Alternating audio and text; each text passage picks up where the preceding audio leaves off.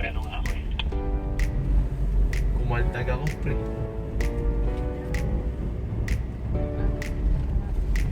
Yun lang. Buti na lang.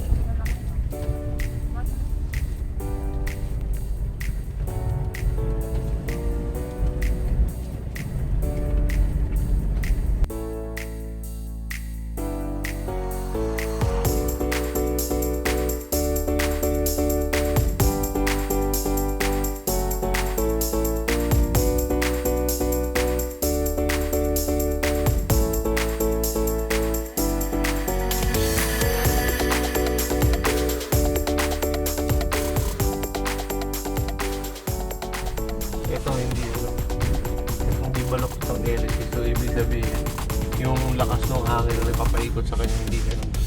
Talagang umiikot lang siya dahil motorized siya. There you go.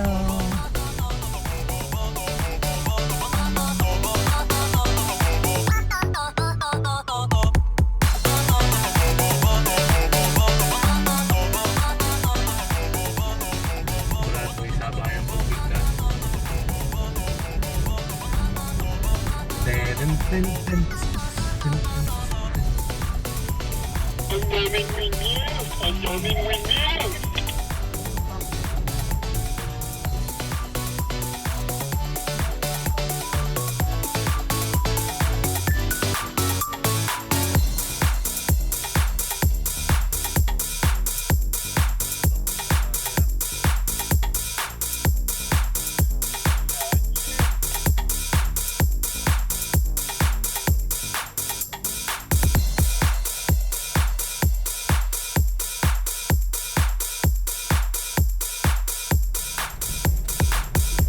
Brad, pwede ba akong kumapit dun sa LSD?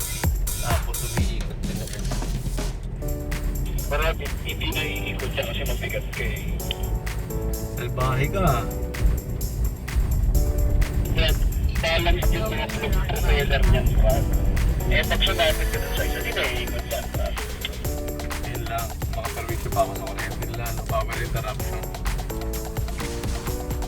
Tama. Kaya Michael Villa. Si Michael Villa ang may kasalanan sa mga interruption. Magandang gabi pong mga kapuso. Isa pong breaking news. Isa pong lalaki ang kumapit sa LSD ng Bangi Windmills. Ayun po. Ayan po siya o. Siya po ang naging cause kung bakit nagkaroon ng power interruption. Eh, tama ba tayo? Napadalawang ba ang pangalan ng Ha? isang tao yan? Nagkaroon ng bakit nagkaroon ng power interruption eh? Sa pag-alaman po namin na teka lang, kakaliwa lang kami ha, kasi driving kami.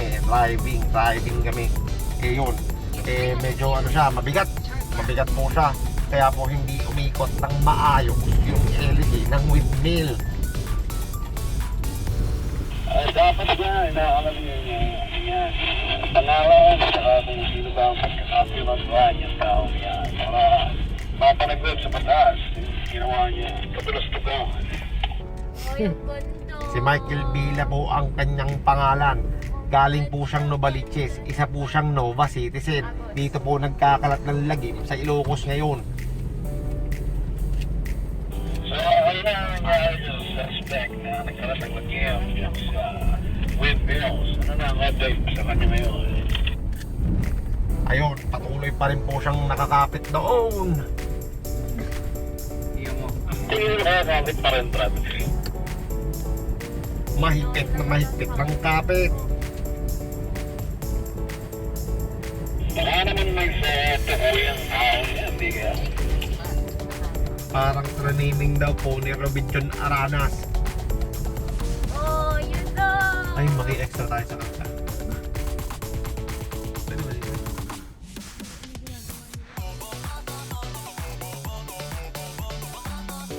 So guys, ngayon nandito kami sa Bangi Windmills dito sa Ilocos Norte. At kasama pa rin ang food trip gang. Kaya sila mag-picture ng lugar. Ito si Jill Alwato. Katahan mo yung dyan ha. Ganda mo video niyan. Seats. Oh. alboroto pa rin yung ano eh. Alboroto pa rin yung dagat eh. So, wild pa rin yung agos nung tubig. So, kasi nga daw, sabi ni Kuya kanina doon sa kabila, doon sa may San Jules, na West Philippine Sea, yung ito. Tapos, papakita ko sa inyo ito. Ito yung mga windmill.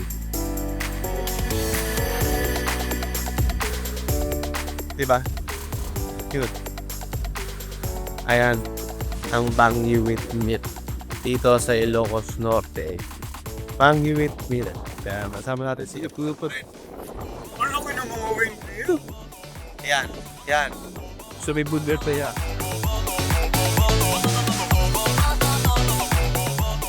Ginawa ng issue. Pwede mong dito para sa nakasahan.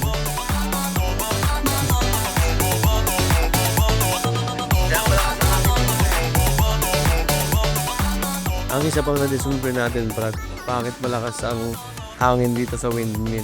Ito. Kasi mga electric pan yan malalaki.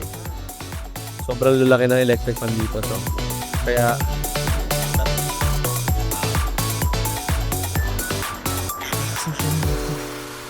yun.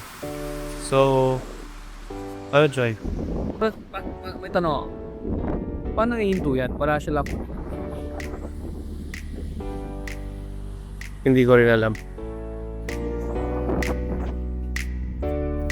Dito. Yan. Yeah. Ano ba ito? Saka, paano pag nawala ng kuryente, di hinto yan pa rin? Umiikot yan ng kusa. Hindi ka ba? Hindi niya alam, umiikot yan ng kusa. Kasi pag malakas ang hangin ng sopra, ganyan ang ikot niya. Ibig sabihin, ganyan kalakas ang hangin pa. Kaya mabilis ang hangin. Kasi yun yung nag-generate ng energy, di ba? So, ganun kalakas ang hangin dito. Yan, siguro naman narinig doon sa audio, di ba? Yun. Ayos. Solid. Solid na malaking electric pan. Okay. So, ayun yung mga malalaki na electric pan. Solid. Ayos. Dito na kayo uunat. Kung sino malapit. Presto Hamid Plazada.